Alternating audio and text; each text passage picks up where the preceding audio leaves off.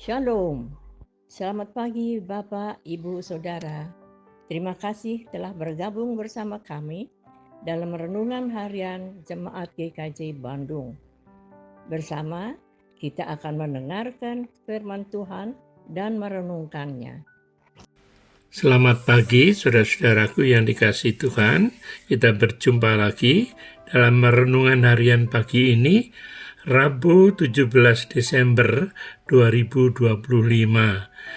Mari kita mohon tuntunan Roh Kudus. Tuhan, kami mempersilakan Tuhan menyapa kami melalui sabdamu yang kudus. Kami menyediakan hati dan pikiran kami untuk mendengarkan, memahami, dan tolonglah untuk dapat melakukan di dalam kehidupan kami setiap hari. Terima kasih Tuhan, dalam Kristus kami memohon. Amin. Saudara-saudara yang dikasihi Tuhan, tema kita hari ini adalah fondasi. Fondasi.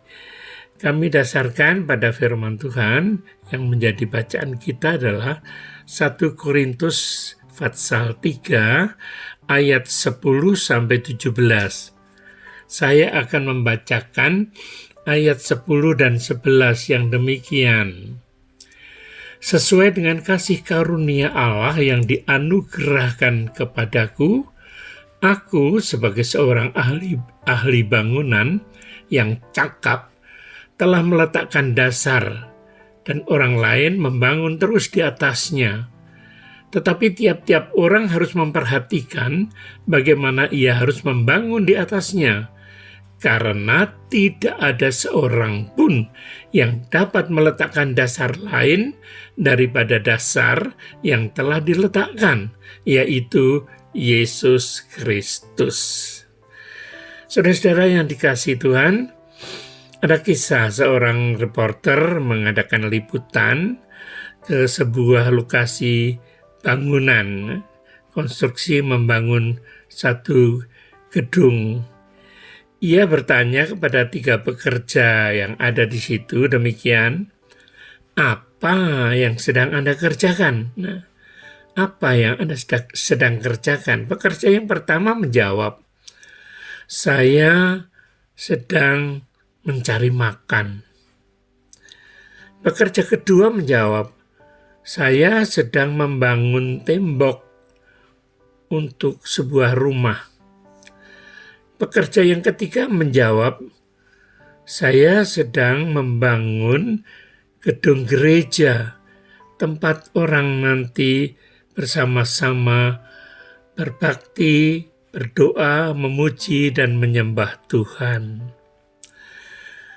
Saudara-saudara, 3 jawaban itu sebenarnya tidak ada yang salah. Kemudian beberapa tahun kemudian, reporter itu kembali menemui 3 orang pekerja tersebut. Pekerja pertama masih tetap menjadi tukang membangun tembok. Pekerja kedua menjadi seorang perancang gambar di lokasi konstruksi. Sedangkan pekerja yang ketiga menjadi pimpinan dari kedua pekerja yang lain tadi. Saudara-saudara, dari cerita di atas, kita dapat mengambil pelajaran bahwa cara pandang sebagai dasar hidup menentukan apa yang akan terjadi dalam kehidupan kita di masa datang. Terkadang orang tidak menyadari pentingnya memiliki dasar hidup yang benar dan jelas. Dasar hidup yang jelas dan benar akan membawa masa depan hidup yang baik. Sedang dasar hidup yang rapuh akan membuat hidup mudah tergoyahkan dan sulit.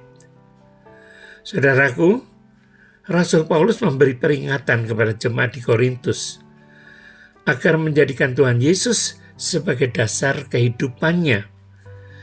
Tidak menjadi soal bahan apa yang akan digunakan untuk melanjutkan sebuah pembangunan.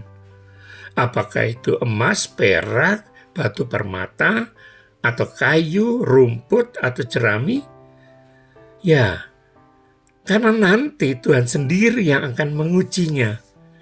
Dalam hal ini, kita diajak untuk bersama-sama memahami bahwa setiap orang memiliki pandangan, pilihan, dan keputusan hidupnya masing-masing. Segala pilihan dan keputusan hidup itu ibarat tembok yang berdiri di atas sebuah pondasi. Apabila pondasi itu kuat, maka kokohlah bangunan temboknya. Begitu juga akan sebaliknya. Nah, saudaraku, pondasi bangunan yang paling kuat hanyalah Tuhan Yesus Kristus. Maka, saudara-saudara yang dikasihi Tuhan, dalam masa raya Natal ini, kita harus senantiasa mengingat akan maksud kedatangan Tuhan Yesus ke dunia ini, yaitu untuk membawa keselamatan bagi hidup manusia yang percaya kepadanya. Marilah kita menjadikan perjalanan hidup dan nilai-nilai yang diajarkannya sebagai dasar bangunan yang kuat di dalam kehidupan kita. Amin. Hidup tanpa iman ibarat bangunan tanpa pondasi.